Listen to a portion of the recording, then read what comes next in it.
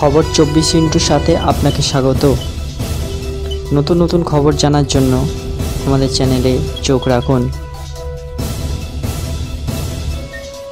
নমস্কার, খবর 24 সাথে আপনাদের স্বাগত। দর্শক, আরজিকর হাসপাতালে ধর্ষণ করে খুনের ঘটনার 50 দিন পেরিয়ে গিয়েছে। এই ঘটনায় চোখে আঙুল দিয়ে দেখিয়ে দিয়েছে ঠিক কী অবস্থায় রয়েছে বাংলার স্বাস্থ্য ব্যবস্থা। শুধু তাই নয়, জুনিয়র চিকিৎসকদের দীর্ঘ আন্দোলনের রীতিমতো চাপের মধ্যে বর্তমান রাজ্য সরকার। এই পরিস্থিতিতে রাজ্য স্তরে গ্রিভেন্স সেল গঠন করল রাজ্য সরকার।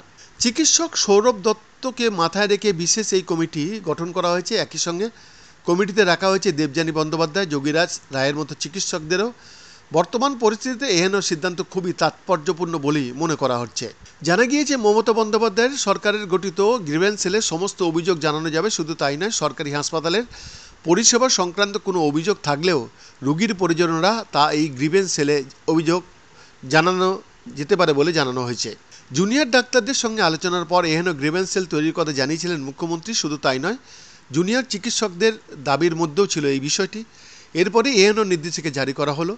অন্যদিকে রোগী কল্যাণ সমিতি ভেঙে দেওয়ার নির্দেশিকা জারি করা আগেই হয়েছে এবং আগেই সমস্ত সরকারি হাসপাতালের রোগী কল্যাণ সমিতি ভেঙে দেওয়ার কথা জানান মমতা বন্দ্যোপাধ্যায়।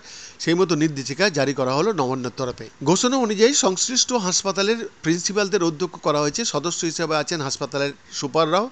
পাশাপাশি বাংলার মেডিকেল কলেজ ও হাসপাতালগুলির নিরাপত্তার বিষয়টি বর্তমান পরিস্থিতিতে খুবই গুরুত্বপূর্ণ।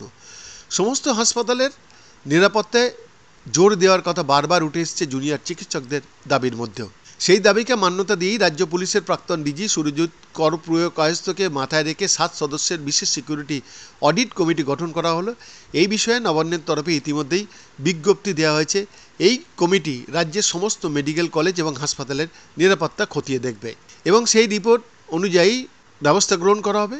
এখানে বলে রাখার প্রয়োজন, নিরাপত্তা সহ 10 দেওয়া দাবিকে নতুন করে কর্মবিরতি শুরু করেছেন জুনিয়র চিকিৎসকরা, যা পুজোর মুখে নিঃসন্দেহে চাপ তৈরি করেছে রাজ্য সরকারের ওপর।